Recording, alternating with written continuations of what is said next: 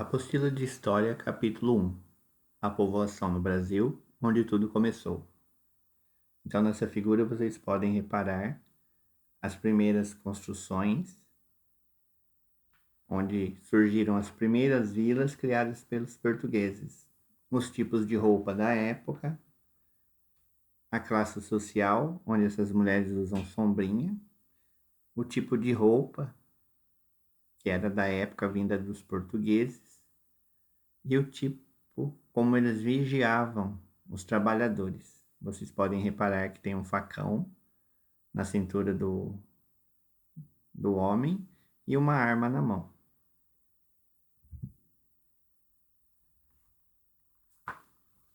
A povoação no Brasil, onde tudo começou. No Brasil, as primeiras vilas e cidades surgiram próximas ao litoral, no início do século XVI, 1501 a 1600, após a chegada dos portugueses. Tudo começou nessa época, com a preocupação de Portugal em proteger as terras que tinha conquistado de saques e invasões de outros países. Só havia uma maneira de garantir que as pessoas se fixassem em um lugar, recebendo um lote de terra para plantio. E assim foi feito. O rei de Portugal, Dom João III, entregou a nobres portugueses uma porção de terra com a condição que enviassem representantes para cuidar do lote no Brasil. Esse sistema foi chamado de capitanias hereditárias, porque as terras eram passadas de pai para filho. E as pessoas recebiam esses lotes, eram chamadas de donatários.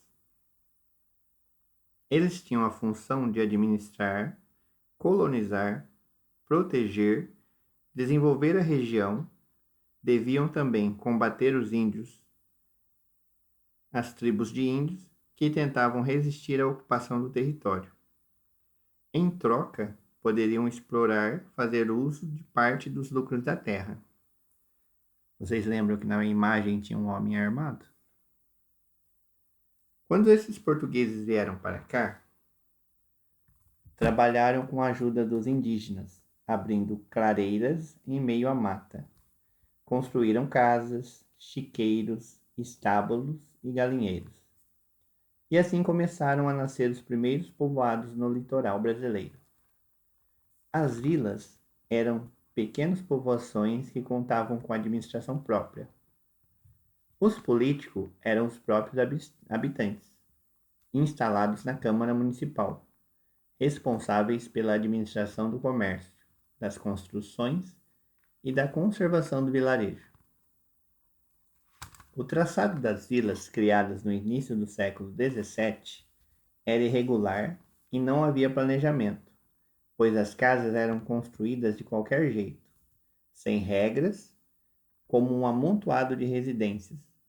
Porém, todas estavam ligadas aos principais pontos de interesse comum: a igreja, a praça e as lojas. As vilas cresciam acompanhando as novas construções, que poderiam ser hospitais, praças, estações de trem. Então, se vocês repararem essa parte do mapa, vocês vão notar que tem a verde escura e a verde clara. A verde escura, essas terras eram pertencentes à Espanha. Ainda não era toda do Brasil.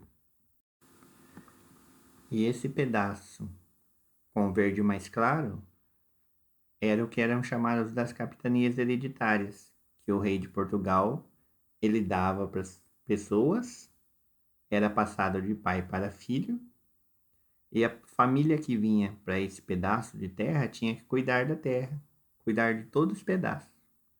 Com o tempo, o que acontece? Esses donos das terras aqui, eles começam a invadir o outro território e vai expandindo ainda mais o território brasileiro. Mas isso fica para outro assunto. Primeira pergunta: por que o rei de Portugal distribuiu extensões de terra no Brasil alguns nobres. Então, por que o rei distribuiu terras para algumas pessoas ricas de Portugal? Número 2. Procure no dicionário o significado da palavra hereditário. Depois explique a relação do significado encontrado com as capitanias hereditárias. Então, lembrando que as capitanias hereditárias recebiam esse nome porque eram passadas de pai para filho.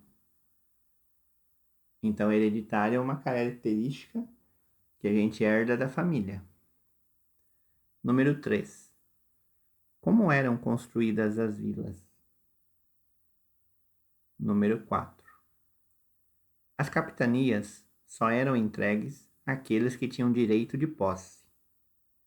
Se você fosse um nobre português nessa época, teria interesse em ser responsável por uma capitania hereditária no Brasil?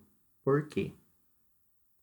Então essa pergunta está falando o seguinte, que na época essas capitanias eram entregues a pessoas de posse. O que é pessoa de posse?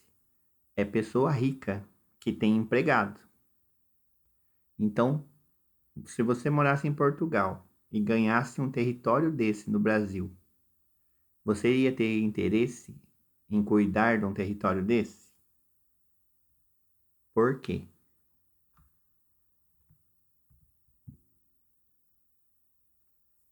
Número 5. Compare os dois mapas. Escreva o nome das capitanias que deram origem aos atuais estados brasileiros.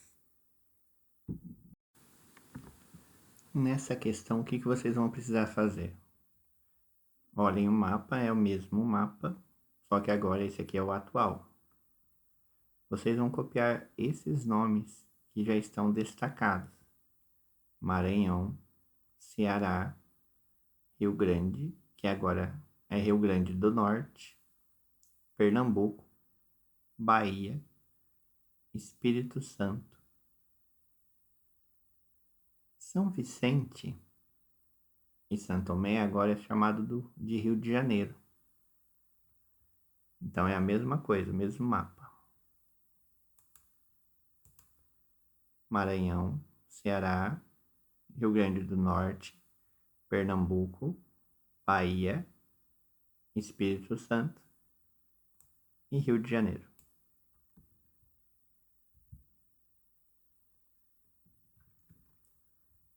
Devia ser muito legal ser dono de uma capitania e iniciar o processo de construção das cidades do Brasil. Mas não foi bem assim.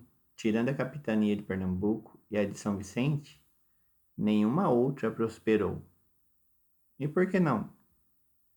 Porque muitas outras condições as impediram de prosperar, como os ataques dos indígenas que não queriam ser escravizados, a falta de dinheiro para investimentos, as invasões dos estrangeiros e até mesmo as matas fechadas.